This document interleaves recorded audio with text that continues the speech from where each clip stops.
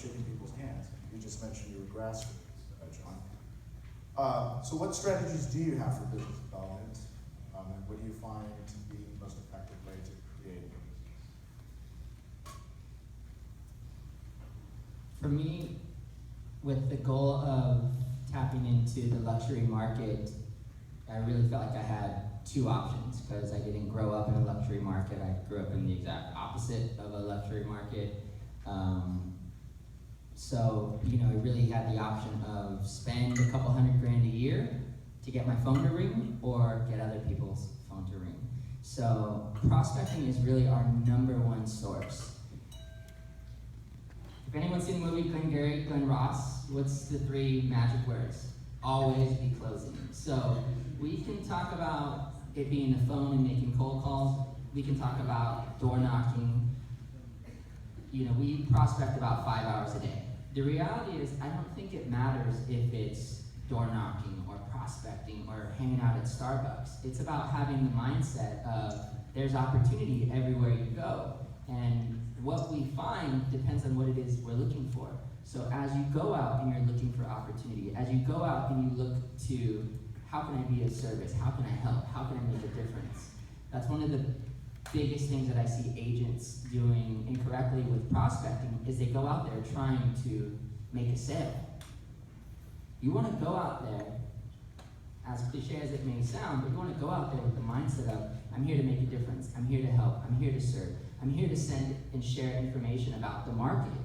And don't think about making a sale at someone's door. That's weird. Just go out there and focus on making a connection. There's no sale that's possible until you're in rapport.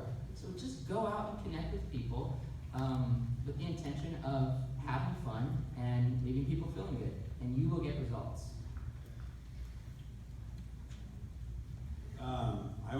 To go back to prospecting for me, one of the reasons I love residential real estate and all real estate is it's just a numbers game. I was a math guy. When I was in junior high, I wasn't really smart at anything else, but I used to have to go to high school for math. When I was in commercial, I was an analyst, but I realized I didn't really like doing that.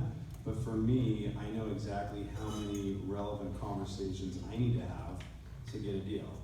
And so it's pretty easy. The average agent right now has to have 63 conversations to get one deal.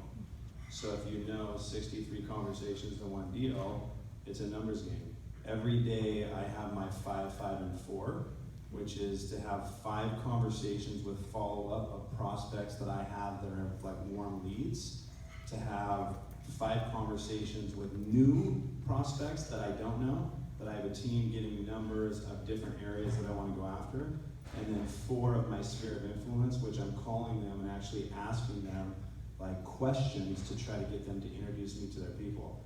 Still today, even though with all the marketing, all the prospecting we're doing, 83% of my business comes from my sphere and past clients. So it's just about consistently doing it. And the challenge is I think some people get in the business, they try it for a week, 2 weeks, a month, but this is a thing that you don't try on and take off. It's you do it every single day.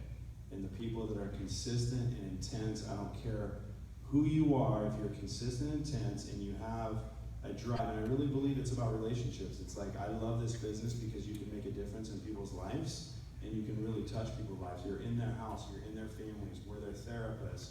It's like a great opportunity to make a difference, but it's like the 2 reasons people use you is number 1, because you're the expert and they can sniff you out in probably 3 seconds, or number 2, because they like you. So be charming and know your business.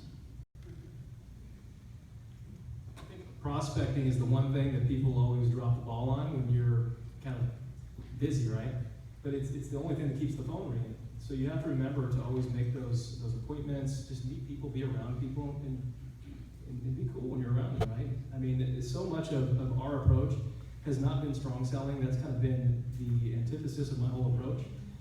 It's just about relating to people and being somebody that they can trust.